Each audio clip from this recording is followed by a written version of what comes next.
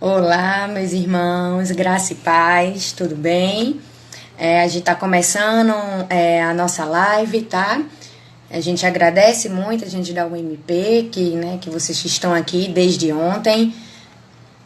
E vamos lá, vamos chegando, chega mais aí, e já já a gente começa, tá?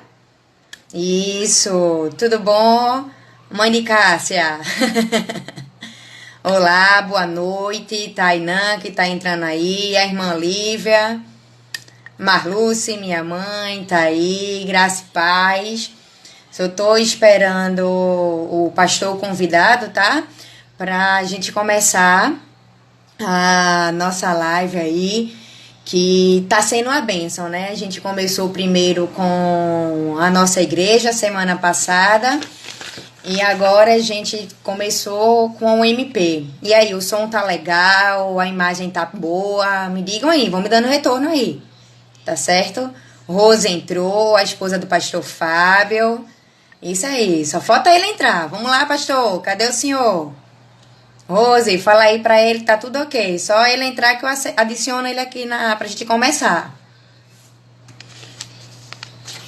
Isso. E aí, turma, como é que tá?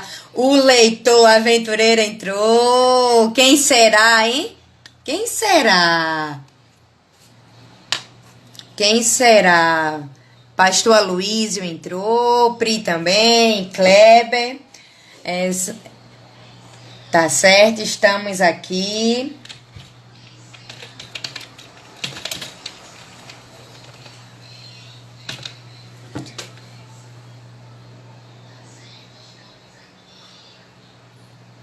Pronto. Rose, por favor, orienta pastor Fábio, tá certo? Para ele poder entrar aí na nossa live, porque ele tá clicando, eu acho que no lugar errado.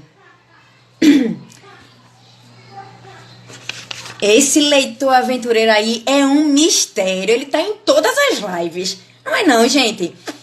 Isso, pastor. Agora.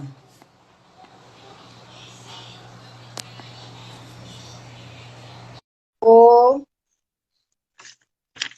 pronto, só tô esperando agora. Eu já adicionei pastor Fábio, tô esperando ele, né, aparecer aí. Tá, tô aguardando. Aí, pastor Fábio, acertou. E aí, tá me Apareceu ouvindo bem? agora. Eu tava aqui, E aí, Rose não tudo tá em casa, certinho? Rose tá. Tô ouvindo bem. Rose tá no Pronto. hospital com o pai dela. Ah, E aí eu pedi ajuda aqui a Beatriz, minha filha. Mas aí, quando a Beatriz chegou, ah. apareceu aqui na barra o convite para entrar. Certo, aqui ó, tem um amigo nosso, né, que tá pedindo para que ore por Manaus, né? Nós vamos também estar fazendo, né, essa oração.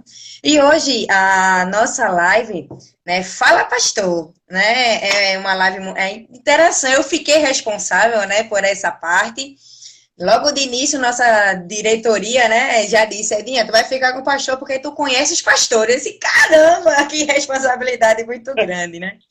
E a gente agradece, pastor Fábio, pelo senhor, né, já de antemão já ter aceitado, né, o convite pela qual a nossa OMP fez, né? Nós te agradecemos bastante, que Deus lhe abençoe. Tá certo?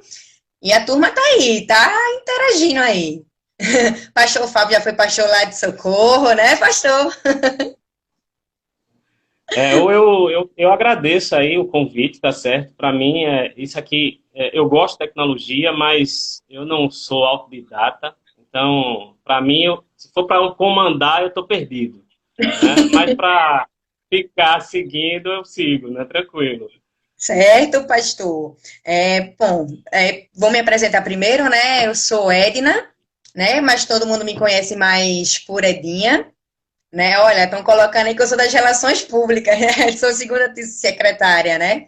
Segunda secretária da UMP, né? Lá de Socorro. E sou também secretária de esportes da nossa federação, né? De mocidade aqui do PCPE, Presbitério Centro de Pernambuco. Então, assim, é com muito orgulho, né, que a nossa mocidade vem transmitindo, né, essas lives desde ontem, né? Ontem a gente teve canção e louvor, versos e louvores, né, com o irmão Sandro, que foi Diógenes que fez. Então, foi uma bênção mesmo. Né? E também a semana passada a nossa igreja também fez as lives também, falou sobre saúde, falou sobre louvor, foi uma bênção, né? Então, nesse momento, pastor, pode ficar à vontade aí para se apresentar. É com o senhor agora.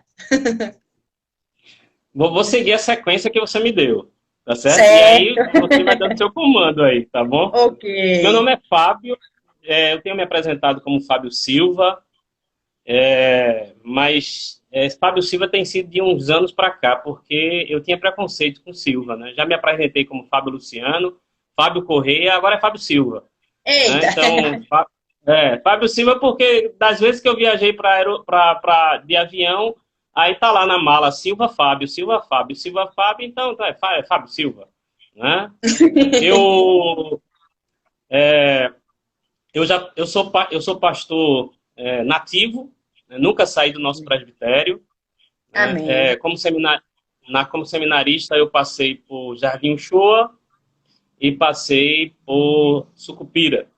Aí em Sucupira eu fui ordenado, aí de Sucupira para cá eu passei por Sucupira, passei por Socorro, passei pela Bela Vista, voltei para Socorro, depois fui para Matriz da Luz, aí voltei para Bela Vista e agora estou de volta em Sucupira. Né? Então, é, Eita, andou o é, rebuatão todinho, né? duas vezes em Sucupira, duas vezes em Socorro, duas vezes em Bela Vista. É, E essa é a minha segunda vez em Sucupira. olha, o pastor Luiz está dizendo que era adolescente quando passou. Quando eu passei em Jardim Uchoa, eu não sei se eu devo revelar isso aqui, viu? A Luísa foi meu aluno da classe de adolescentes quando eu era seminarista em Jardim Uchoa. Para mim, Eita, é muito orgulho de saber que um adolescente da minha classe, lá de 1998, se tornou pastor. eita, que bênção, né? Graças a Deus. Então, pastor, assim, começando logo, né, pelo aquele roteirinho que a gente já fez antes, né, para não pegar ninguém de surpresa, eu gostaria de saber como foi, pastor, assim, que o senhor sentiu, que Deus tocou no seu coração para poder seguir nesse ministério pastoral, que a gente sabe que é um ministério árduo, né? Que, assim, vocês têm que lidar com meio mundo de pessoas que pensam ao mesmo tempo diferente, que querem coisas diferentes. Então, assim, como foi que o senhor, Deus tocou no seu coração para o senhor seguir esse ministério? Eu comecei na adolescência. Né? Na adolescência eu senti esse chamado, senti esse desejo muito forte. Porém, na minha época de adolescente, eu fui adolescente na igreja de Areias. Na minha época de adolescente, eu estudava no Senai o dia todo, um Senai que hoje não existe mais, que hoje Uhum. é atual escola técnica estadual lá de Jaboatão, né, Maximiano Campos, de lado do hospital.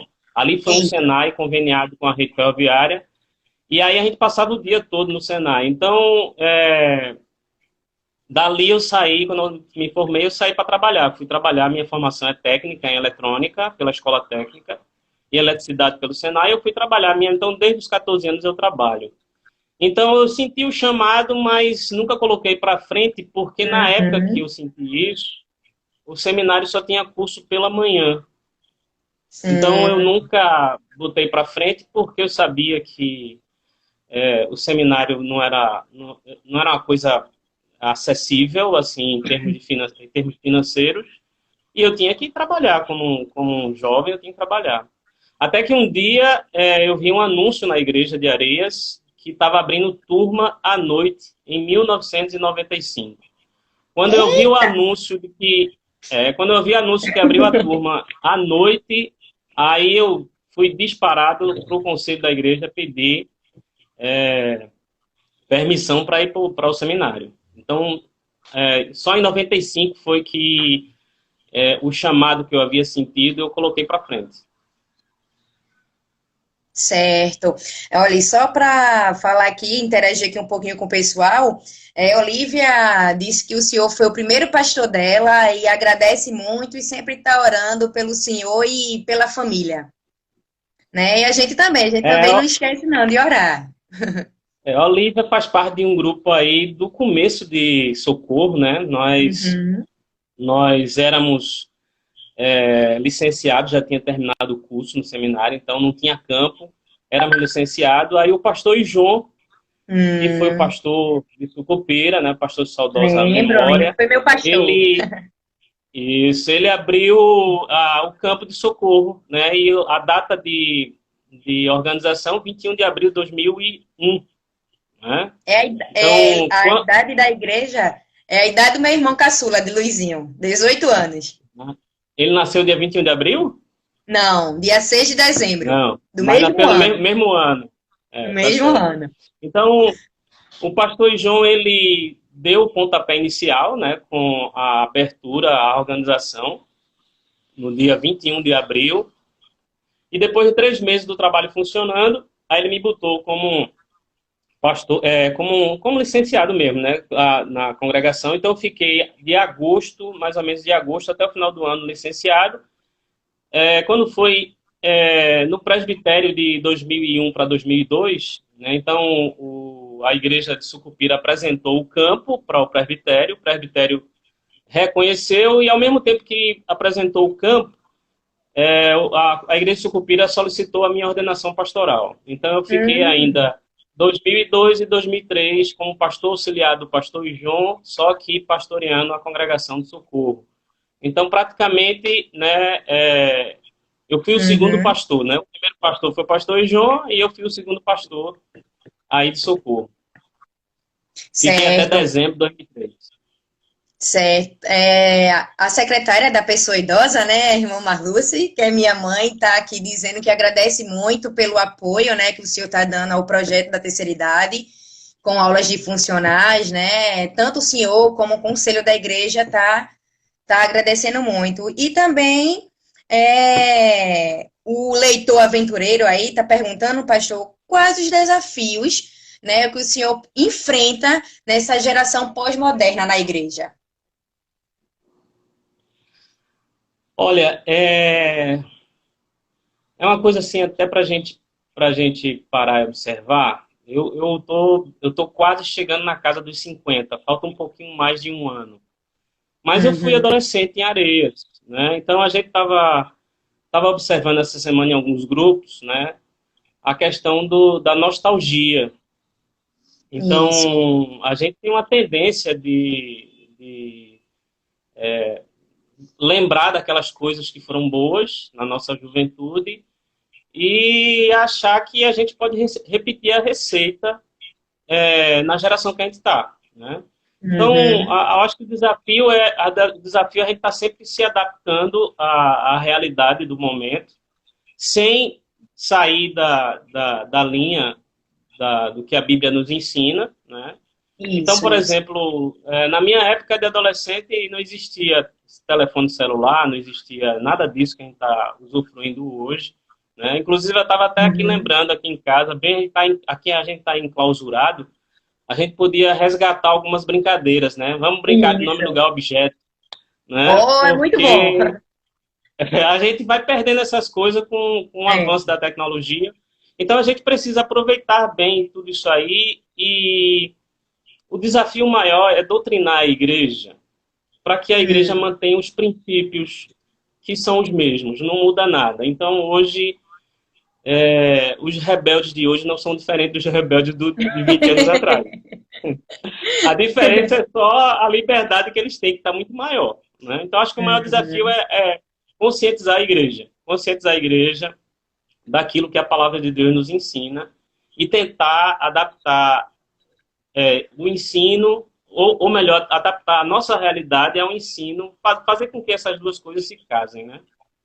A gente Certo. E poder. aí, aventureiro, conseguiu responder a sua pergunta aí, tranquilo? E ele lançou outra também, pastor. Ele disse se é mais Misericórdia. Vamos desafiador. lá. Isso aí é interação com o público, tá?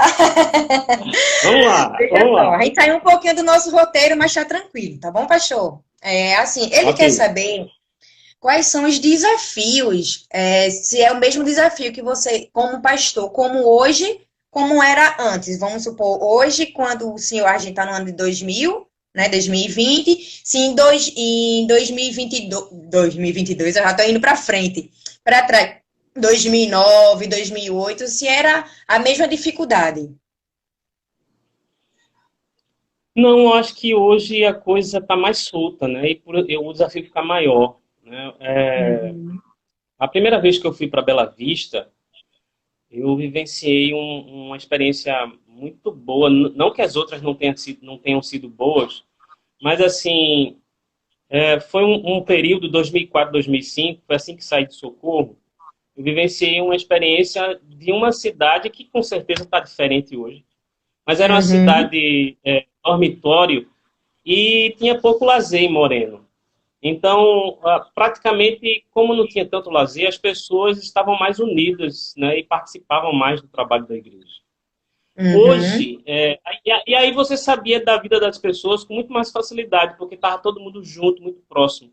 Hoje a gente está cada vez mais solto e há uma preocupação até, que uma coisa estava sendo até comentada agora no outro grupo, de ontem para hoje, é que tem uma palavrinha que está na moda agora, né? Já tem alguns, né, uns 2, 3 ou 4, 5 anos que essa palavrinha tá na moda, que é a desigrejados.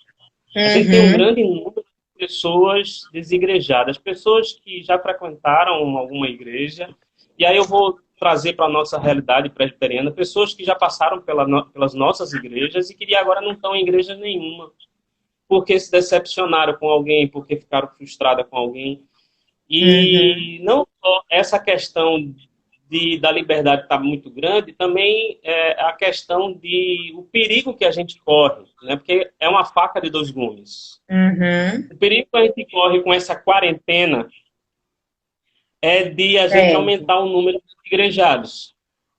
Porque se a coisa ficar muito boa, eu posso me dar ao luxo, aí não estou falando Uhum. como um pastor, estou falando assim como uma ovelha comum. Eu posso me dar o Uhum. luxo de não estou afim de ir para a igreja hoje. Eu vou É. assistir um culto aqui ao vivo online, né? Escutar um louvor e pronto, eu não vou mais para a igreja. E se eu quiser dar meu dízimo, eu pego e deposito na conta da igreja.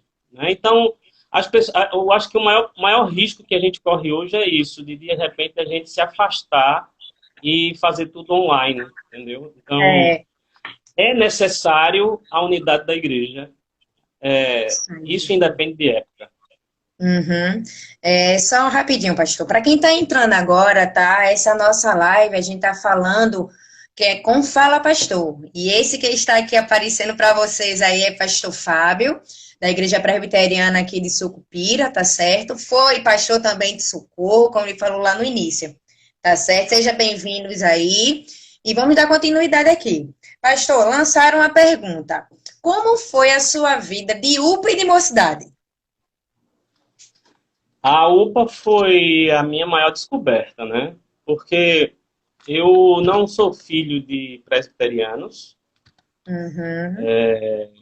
mas eu sou neto de presbiteriano. Então, minha irmã mais nova, ela tem quase 10 anos de diferença para mim. E quando minha irmã nasceu, minha avó, muito sábia, me pegou pela mão junto com meu irmão e deixa os meninos que eu tome conta da neném. E aí, nesse negócio de minha mãe ficar tomando conta da neném, minha avó começou a levar a gente para a igreja. Então, inicialmente, eu só ia para a escola dominical. Né? Então, Uhum. eu comecei com 9 anos, eu só ia para a escola dominical. Aí, quando eu cheguei perto aí dos 13, 14, né, um adolescente chegou para mim e me convidou para ir para a UPA. Né? Eu nem esperava, nem gerava expectativa em relação a isso, porque eu não tinha liberdade de sair só. Né? Então, quando cheguei nos 13, 14, foi quando minha mãe começou a me liberar para sair só, e Uhum. aí eu conquistei aí o direito de ir para a UPA, que era à noite, antes do culto. Então, na UPA eu aprendi muita coisa, descobri a vida espiritual, eu fui para alguns eventos fora de congresso, de passeio, conheci outras pessoas. Também foi no período da UPA que eu conheci as doutrinas da reforma, as doutrinas da É teologia muito importante. reformada. E cheguei a ser presidente de UPA, né? Então, depois que eu fui Hum, presidente de UPA, aí eu tive que ir para o Exército. Né? E quando eu voltei eita, do Exército, aí, tive que ir para a mocidade, não deixaram mais voltar para a UPA, né? Então, assim, poxa, a minha passagem pela mocidade foi pequena, foi, eu acho que um ano e meio, dois, mais ou menos. Porque aí também foi o período que eu entrei no seminário e não tinha condição de dar muito tempo para a mocidade, né? Tinha que estudar, trabalhava durante o dia todo, trabalhava de segunda a sábado, à noite estudava, então às vezes sobrava só um pedacinho do sábado e um pedacinho do domingo para fazer os trabalhos do seminário, então eu não dei muito tempo à mocidade, mas a mocidade, para mim, foi uma continuidade da UPA, né? uhum, Uma realidade muito boa. Eu não vejo muita diferença de uma para outra. Eu só vejo assim a questão só de idade mesmo, mas o estilo de trabalho eu acho que são parecidos e foram certo. importantes na minha vida. Que bom, pastor, que bom. Uma pena que o senhor perdeu o bom da mocidade, né? Mas também ganhou por outro lado, né? O senhor estava estudando para ser pastor, ser seminarista, né? Assim, Isso. teve uma perda e um ganho. Eu só cheguei a ser sócio da UMP, mais nada. Uhum. Né? Não tive a frente de diretoria nem de nenhuma secretaria, só sócio e depois parei de ir por causa do seminário. Fazer feito meu irmão, só sócio. Luizinho. É. Bom, pastor, então vamos lá, voltando lá para o nosso roteirinho, né? Quais são as dicas Vamos.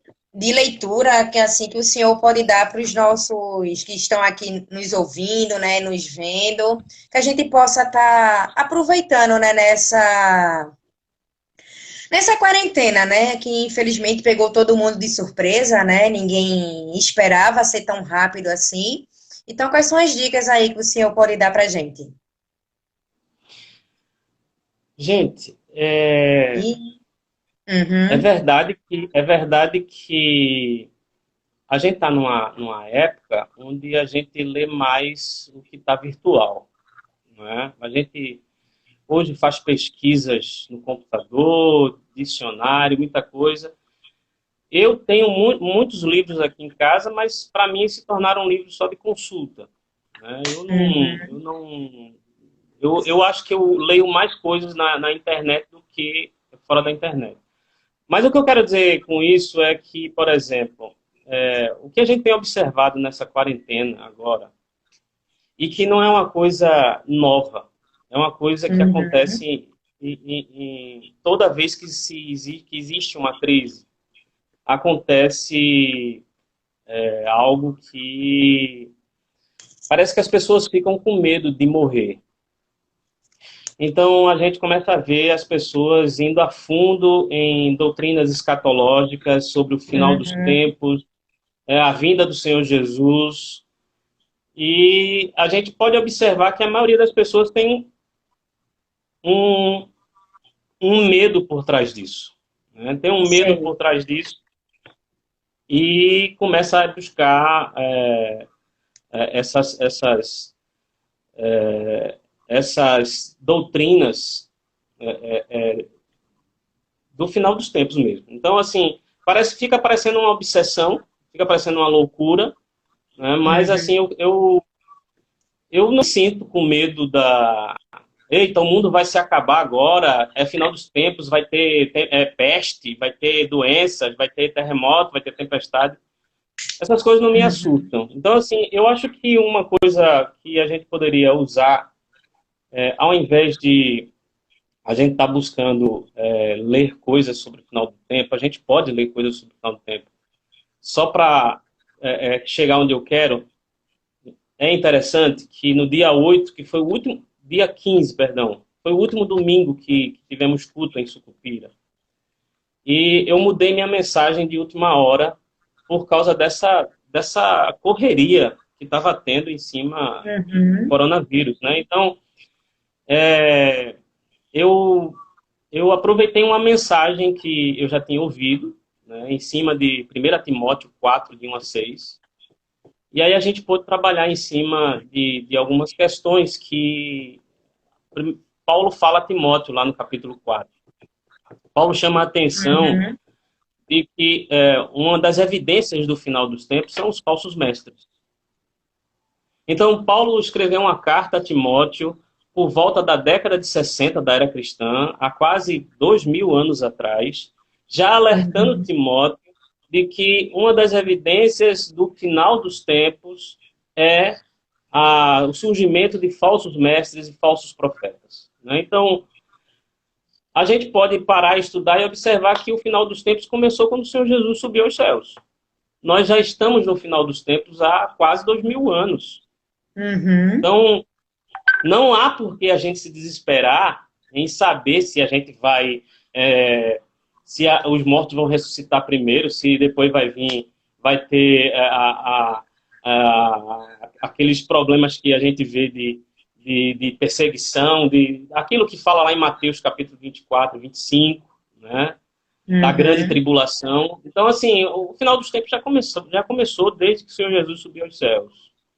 Então, qual seria a dica de leitura para a gente? Né? Eu acho que uma das melhores coisas seria a gente se aprofundar nos ensinos da teologia reformada.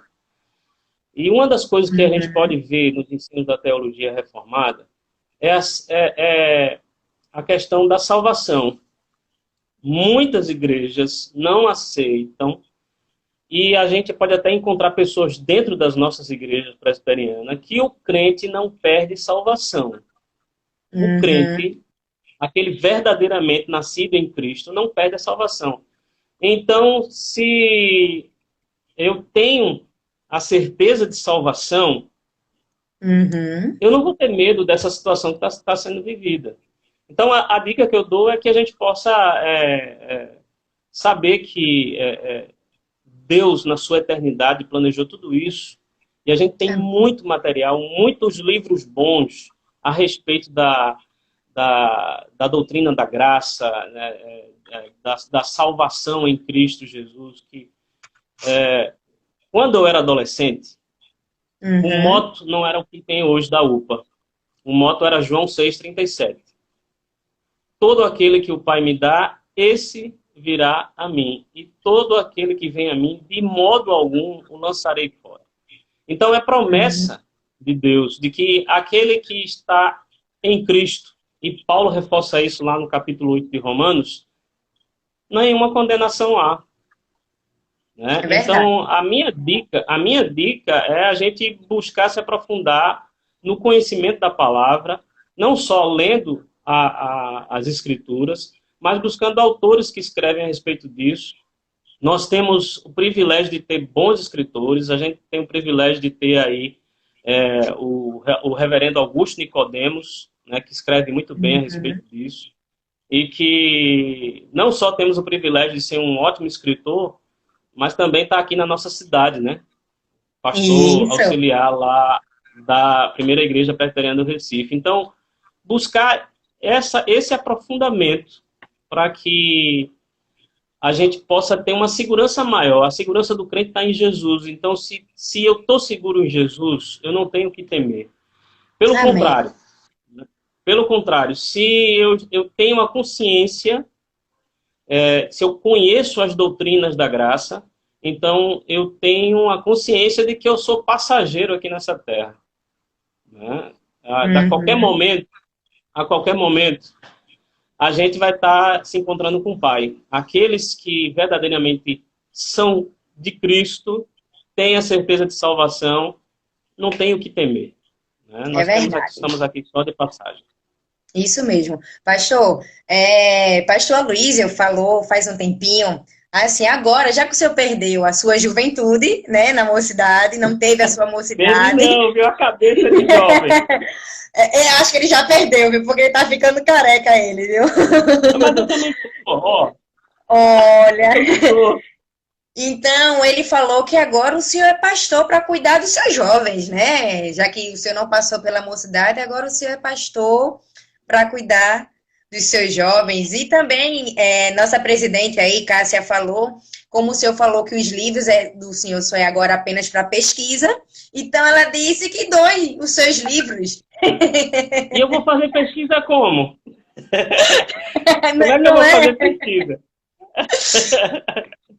Surgiu, pastor, uma pergunta que fala assim: qual o conselho o senhor daria para os jovens que estão querendo assumir algum cargo oficial da igreja, como presbíteros e diáconos? O que é que o senhor falaria para esse jovem? Olha, a pergunta vem até a calhar em cima de um dos pontos que você colocou, né, depois de a gente falar o presbiterianismo. Uhum, E a gente vê as recomendações bíblicas que a gente tenha cuidado, Paulo orientando, né, nas suas cartas lá, que a gente tenha cuidado quando a gente for colocar um jovem para ser oficial de igreja, para uhum, não correr o risco dele se ensoberbecer, né? Porque o ser humano tem uma facilidade de todos nós, temos uma facilidade de empinar o nariz e se achar importante, né? Então, eu acho que a uhum, primeira coisa que tem que se observar é a questão da humildade, né? Não é, às vezes as pessoas confundem humilhação com humildade. Humilhação é uma coisa, humildade é outra. Então, a pessoa uhum, precisa ser humilde para reconhecer, primeiramente, as autoridades. Uma vez que eu reconheço as autoridades instituídas na palavra de Deus, então eu tenho um passo, já tenho um passo para ser um oficial. Eu chamo a atenção para uma coisa: um bom líder, ele já foi um bom servo. Então, um bom uhum, líder, ele precisa ter vivido uma situação de servo e ter sido um servo que respeita as autoridades, que seja fiel à palavra, que reconheça o seu lugar, e aí ele tem condição de ser uhum. um bom líder.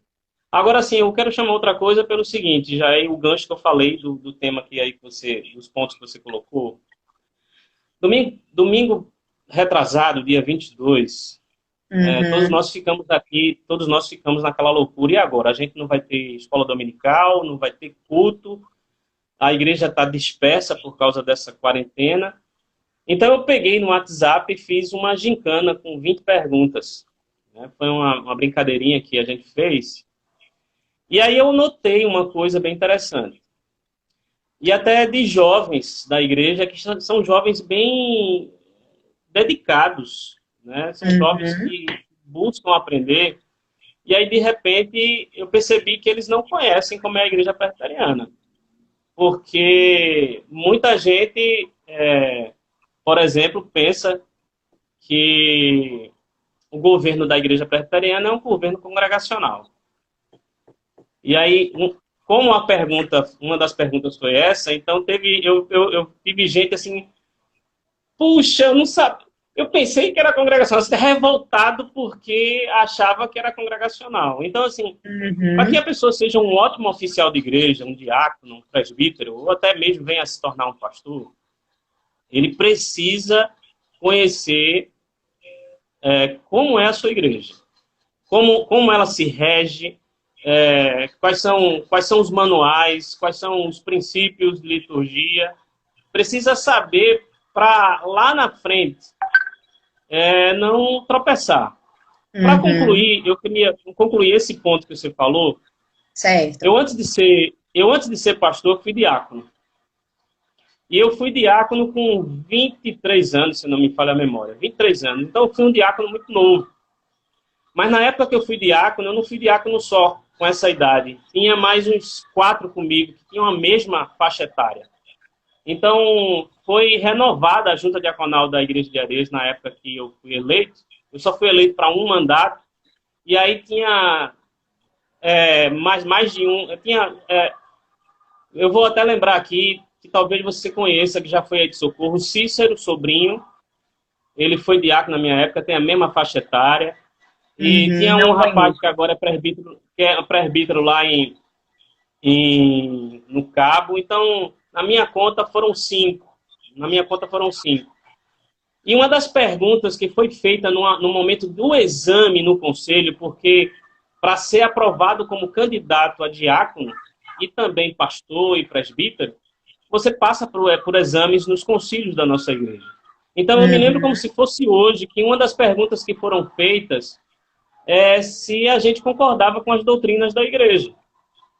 E tinha um rapaz conosco que ele foi o único que se pronunciou, e ele falou que não concordava com o batismo infantil. Então, de cara, assim, na bucha, o presbítero que estava avaliando, junto com o resto do conselho, que estava presidindo a reunião, o presbítero fez dizer assim: o que é que você está fazendo aqui? Se você não concorda com a doutrina do batismo infantil, que é a doutrina que a igreja presbiteriana defende, então você não deveria nem estar aqui. Você deveria estar em outra igreja. Então, é preciso que a gente tenha essa percepção, não só de como funciona a igreja, mas também das doutrinas que ela defende. Se eu tiver essa percepção, eu tenho condições de me tornar um oficial de igreja. Certo, então olha a dica aí, tá?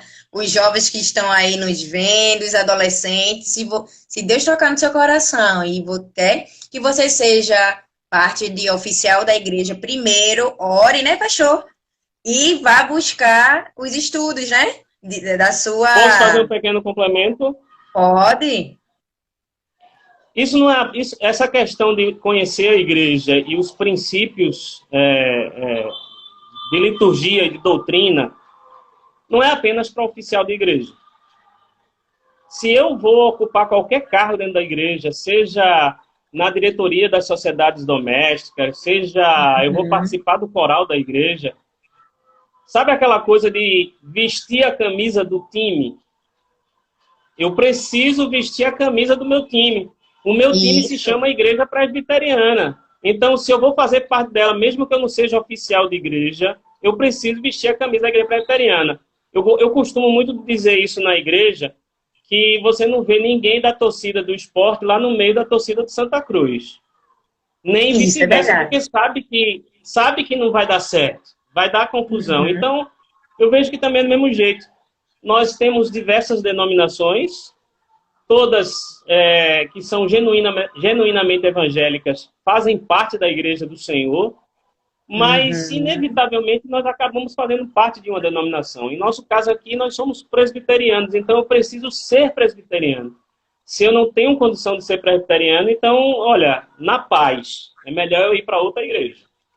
Isso, muito bem, pastor. Dá dica, ó, anotaram aí, né, gente? Essa partezinha aí final é super importante, né? Nós temos que vestir a nossa camisa. Se somos presbiterianos, temos que ser presbiteriano, do começo ao final, tá? Tá, beleza? Pastor, só sei que pediram aí pra gente continuar falando, porque a live tá bombando, viu? Eu não tô conseguindo acompanhar as mensagens aí. Eu tô vendo aí, Luísa, esse é o grande problema nosso. Eu nem sei qual é o problema que ele tá falando, mas vamos lá. Eu tô conseguindo aqui anotar umas coisinhas, algumas perguntas, mas tá ótimo, pastor. Tá perfeito, né? Pra glória de Deus. Outra pergunta, né, que fizeram aqui, quando o senhor foi seminarista, se lá no seminário, o senhor sofreu alguns problemas de doutrina, alguma coisa do tipo? Não sofri. Como eu falei da minha época da adolescência, que foi a época que eu aprendi, eu conheci as doutrinas que a Igreja Presbiteriana defende. Então, quando eu entrei no seminário, eu já entrei com a cabeça bem resolvida em relação a isso. Agora, eu pude observar que muita gente teve problema, porque a minha turma começou com mais de 40 pessoas e quando chegou no segundo ano tinha menos de 20. Eita! Então, assim, esse tipo de coisa, tem gente que, eu não sei se hoje ainda acontece isso, mas no passado tinha gente que entrou no seminário achando que só ia ler Bíblia e orar e cantar, né? E daí, de repente, começou a encontrar as guias. Antropologia, sociologia, psicologia, né? Além de teologia, aí encontrou as guias todas e a cabeça parece que não conseguiu acompanhar. né? Então, assim, eu não tive nenhum problema, nenhuma dificuldade para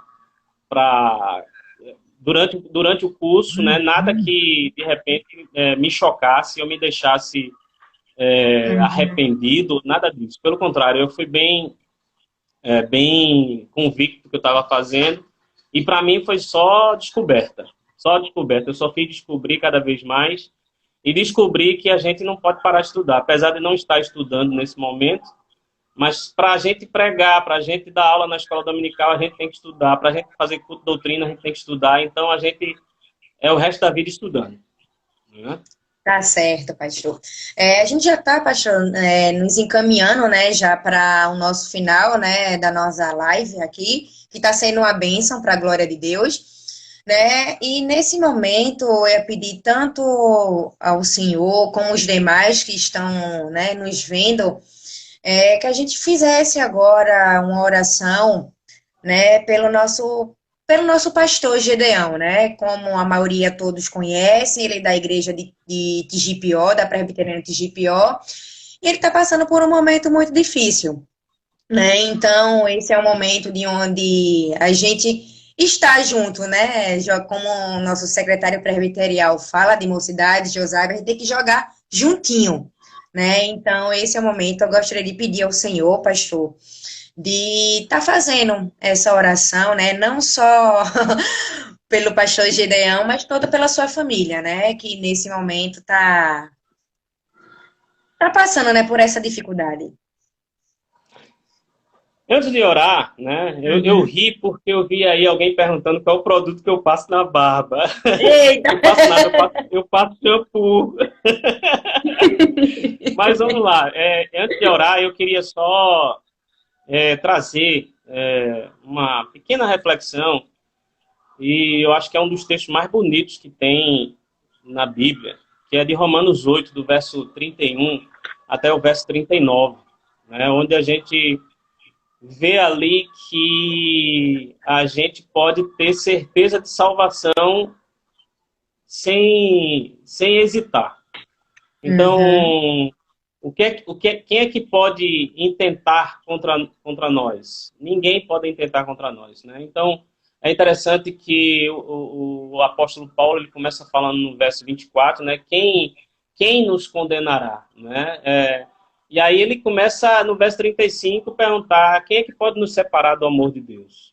E ele faz um levantamento de várias coisas, né? Tribulação, angústia, perseguição, fome, nudez, perigo ou espada. Poderia ter colocado aqui epidemia, né, nessa Uhum. lista do verso 35. Mas o interessante é que, antes dele dizer que somos mais do que vencedores, ele bota lá uma citação de Salmo 44, verso 22, no verso 36 de Romanos 8, quando ele fala que por amor de ti somos entregues à morte, todo dia somos considerados como ovelhas para o matadouro. E aí ele fecha o texto justamente levantando que nada pode nos separar do amor de Deus que está em Cristo Jesus. Ele faz uma relação Amém. aí de principados, potestades, a altura, a profundidade, coisas do presente, coisas do porvir, e ele inclui aí também a morte, né? Então, assim, se nem a morte pode nos separar do amor de Deus que está em Cristo Jesus, e nele somos mais do que vencedores por causa disso, então essa pandemia não é nada. Essa É pandemia verdade. é lógico que nós não devemos tentar a Deus e colocar a nossa saúde em risco, mas não precisamos ter temor algum, porque nem a morte, e se o Senhor Jesus não vier buscar a sua igreja daqui até o final do mês de abril, né, nem a morte irá nos separar do amor de Deus que está em Cristo Jesus, né? Isso. Então, que a gente possa ter essa segurança, né, de que as portas do inferno não prevalecerão contra a igreja do Senhor Jesus Cristo. Então, se Amém. eu e você e quem está participando tem essa segurança, né, tem essa convicção de que é servo de Deus, que é filho de Deus, então a gente não tem o que temer, né? Somos mais do que vencedores. Amém. Vamos orar. Vamos. né? Vou aproveitar não só orar para o Gedeão, mas para o rapaz lá que entrou no comecinho de Manaus, Isso, boa, pastor, né? boa. O Manaus também. Tá bom, vamos lá. Pai Santo, Deus Eterno, nós queremos te dar graça, Senhor, por estarmos usufruindo desses meios que muitos de nós não usufruía até antes da pandemia. E agora, ó Pai, são os meios que estão fazendo nós nos aproximarmos e mantermos a nossa unidade.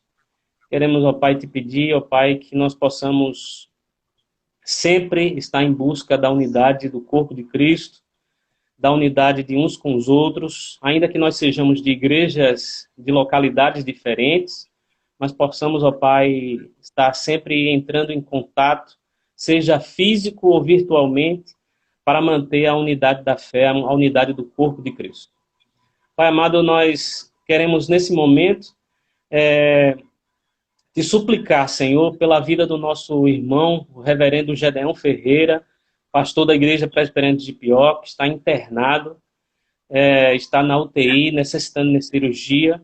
Nós precisamos, ó Pai, estar em oração, mesmo que a gente não possa estar em contato, possamos estar nos reunindo nos locais de culto, de encontro, de estudo, nós possamos em nossas casas estar intercedendo uns pelos outros. E nessa intercessão nós pedimos pela vida do reverendo Gedeão. Não só, Pai, te pedimos pela sua vida, pedimos também pela sua esposa e seus filhos que estão se revezando lá nos cuidados que ele precisa, no acompanhamento hospitalar.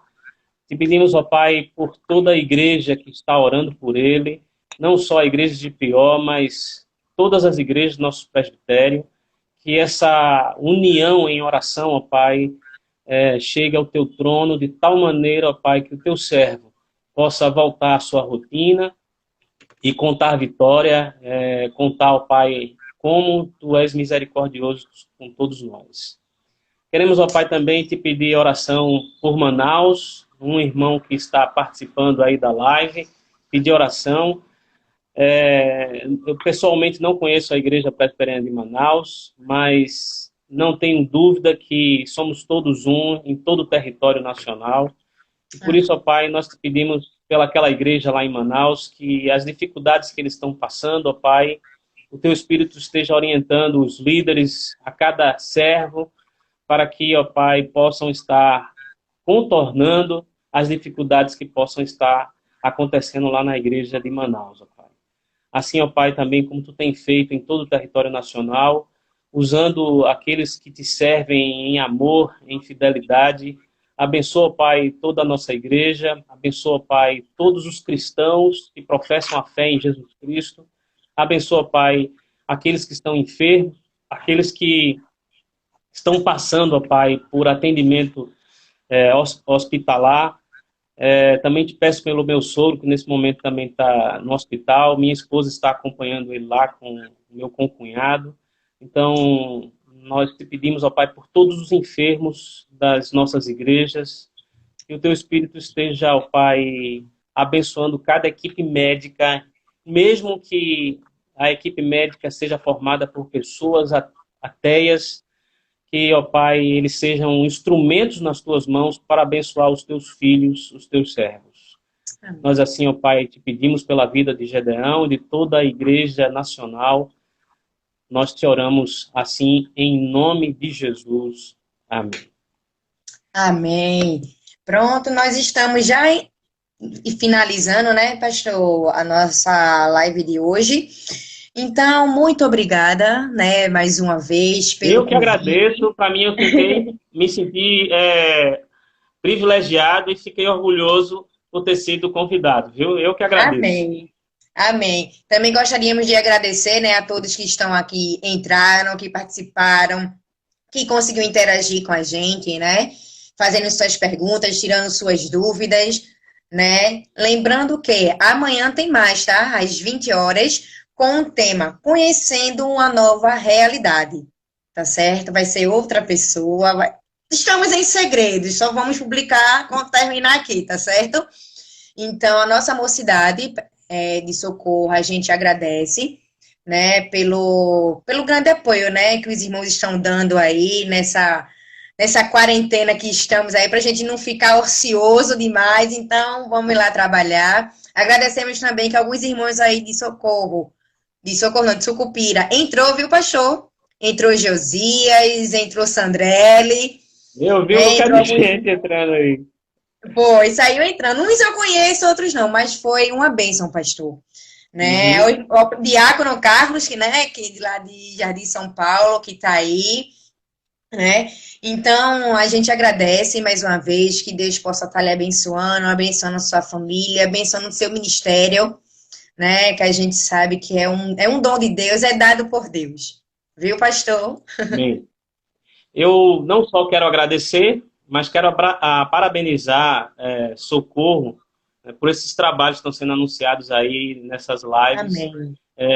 que não só abençoe muitas pessoas, mas também que isso possa expandir e progredir para alcançar pessoas ainda mais longínquas, viu? E Então, parabéns tá para o certo. Socorro pelo trabalho que está fazendo. Olha aí, pastor Para- Aloysio, tá ouvindo, né? Parabéns também pelo pastor Aloysio, viu? Que está com todas as dificuldades que a gente pode encontrar na nossa rotina, no nosso dia a dia, está aí Uhum. realizando um trabalho excelente aí em Socorro, viu? Eu estou aqui na Amém, amém. expectativa, viu? Eu estou aqui na expectativa para ver Socorro virar igreja. Oh, estamos, viu? Somos dois. Ok. Meu Deus pastor, então, abençoe a todos. Deus abençoe, fique na paz. Até uma próxima, viu? Amém, irmã. Fique na paz também. Tchau. Tchau.